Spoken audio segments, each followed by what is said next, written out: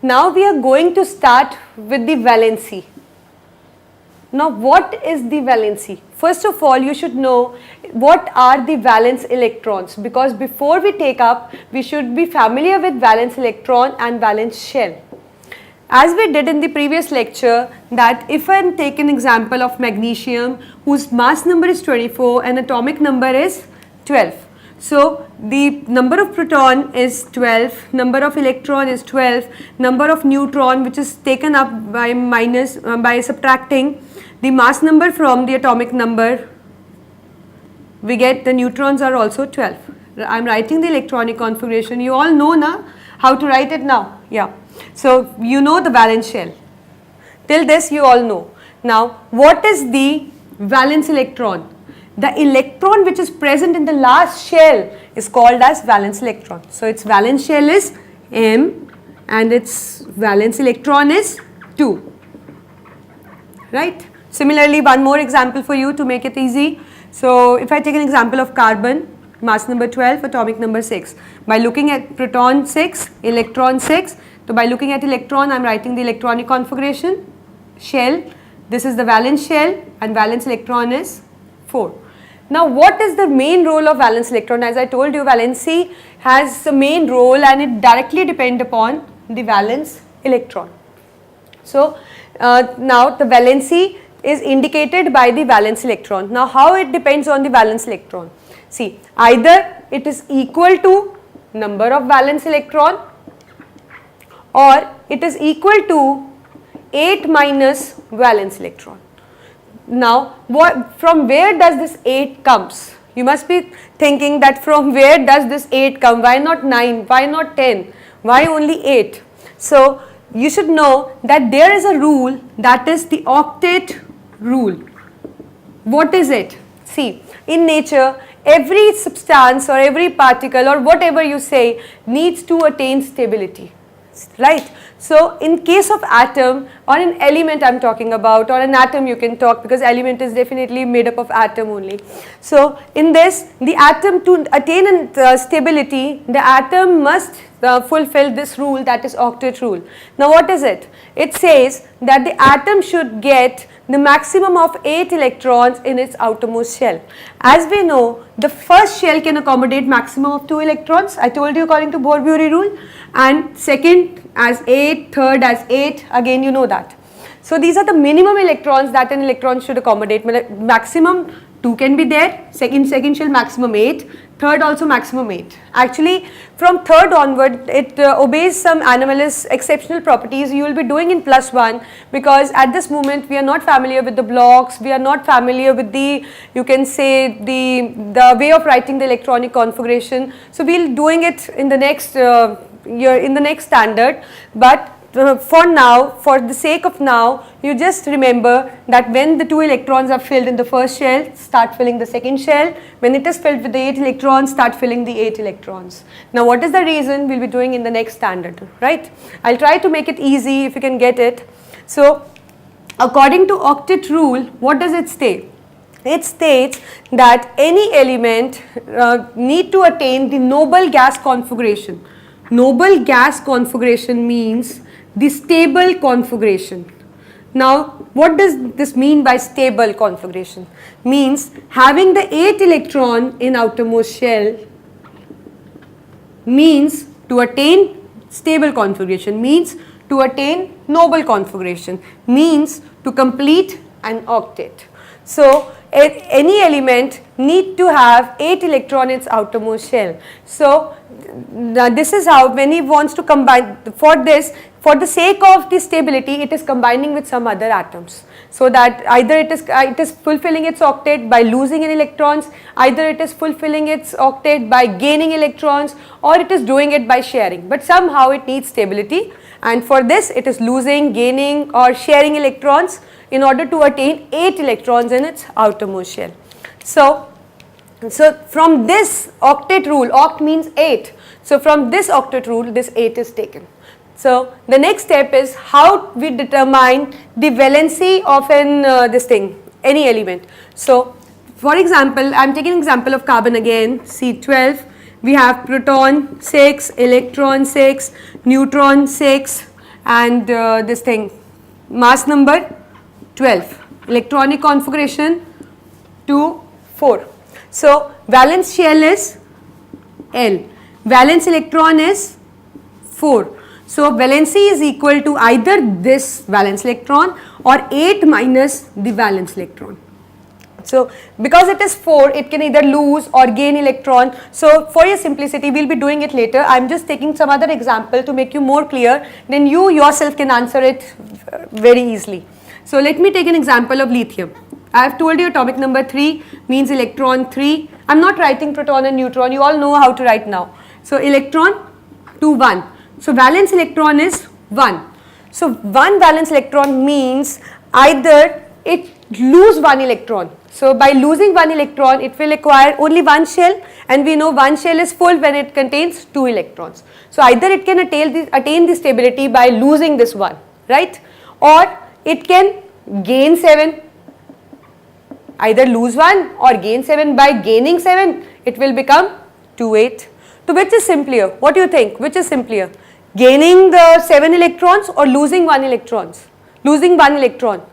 The smaller the number, the easier it is going to be. So that means it can lose 1 electron, and by losing 1 electron it will acquire only 1 shell, that is K shell, and K shell attains stability when it contains maximum of 2 electrons. We already did, right? So the valency of it is 1. How? That means it will lose 1 electron or it will gain 7. It will lose 1, na? So by losing, whenever any element lose electron, its valency comes out to be a positive 1.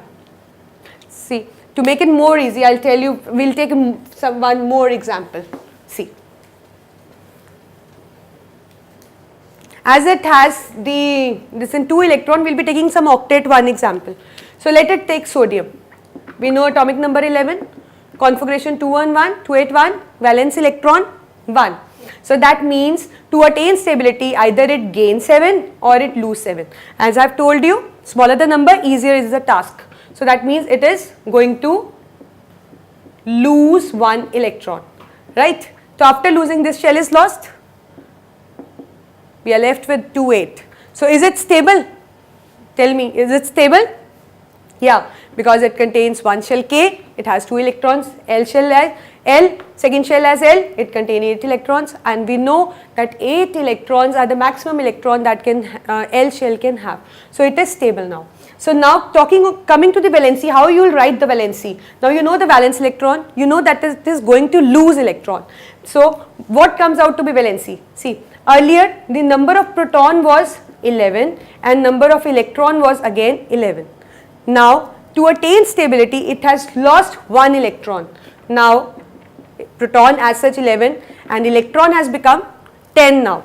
So we know that atom is electrically neutral. So earlier proton and electron number was same, but now after losing, the proton and electron number doesn't remain as such, doesn't remain same. Now electron is 1 unit less than the number of protons.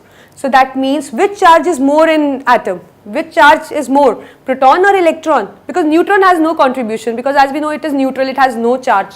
So we have to consider only proton and electron, positive and negative charge. So out of it, which is bigger? Which is maximum? Proton. By how many units? 1 unit. So its valency is going to be plus 1. Plus indicate positive, the positive charge particle is more.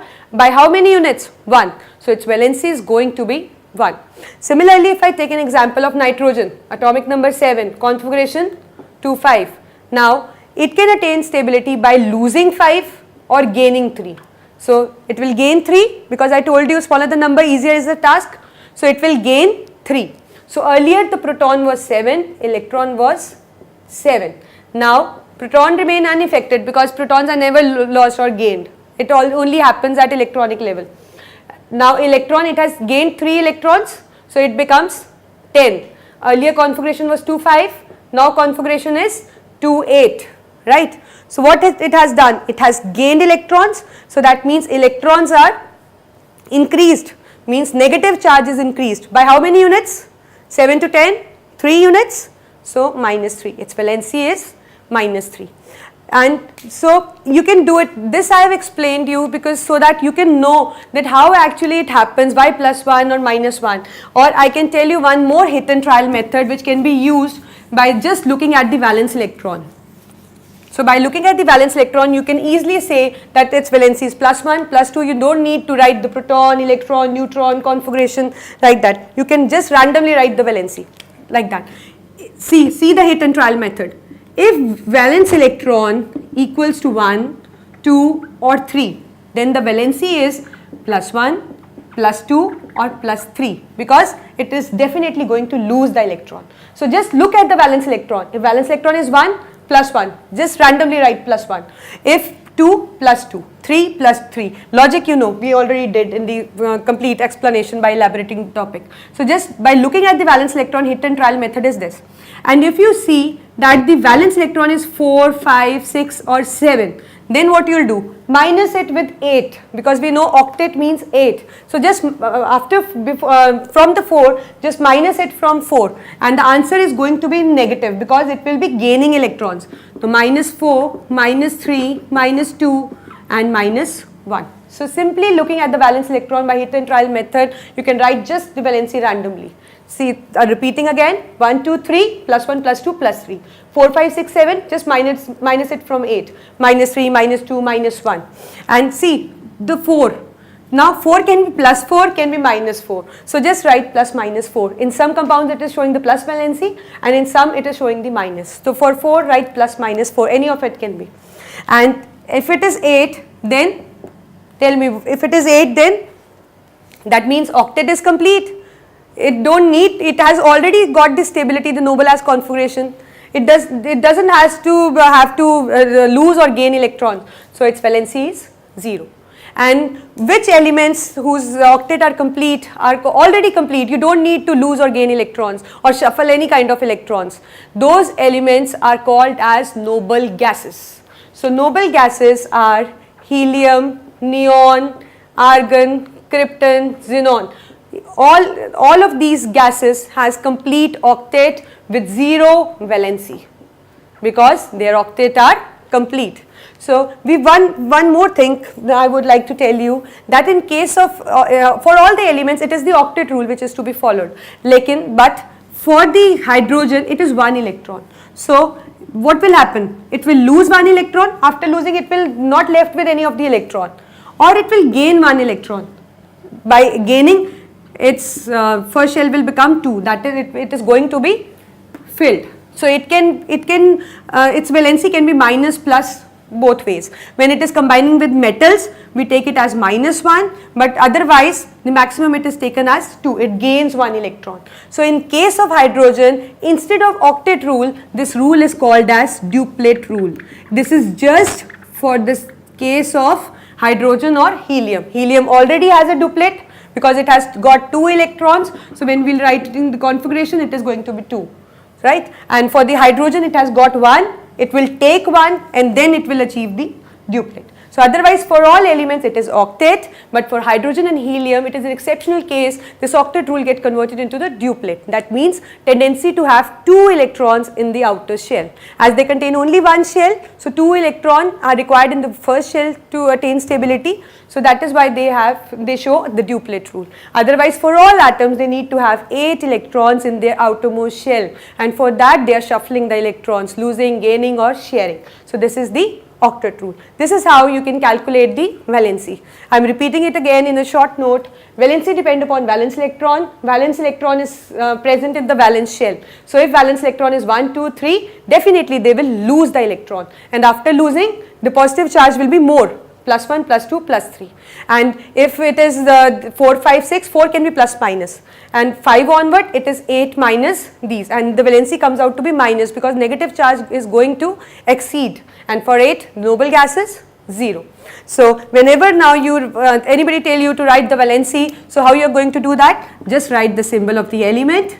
Right, if you know the valency, then it's okay, just write directly 2 positive. If you don't know, concentrate on the atomic number, write the number of electron, configuration, look at the valence electron 2, just this should flash in your mind 2, that means it is going to be +2. So simply write +2 on its as a superscript. This is how the valency is written, and it plays an important role, because if you will not know the valency, you are not going to make the chemical formulas or the molecular formulas. You have to cram it. So the better way is to go into the deep, just know how they are coming, what are the valencies, so that you can easily make the chemical formula and do the chemical reaction on tips.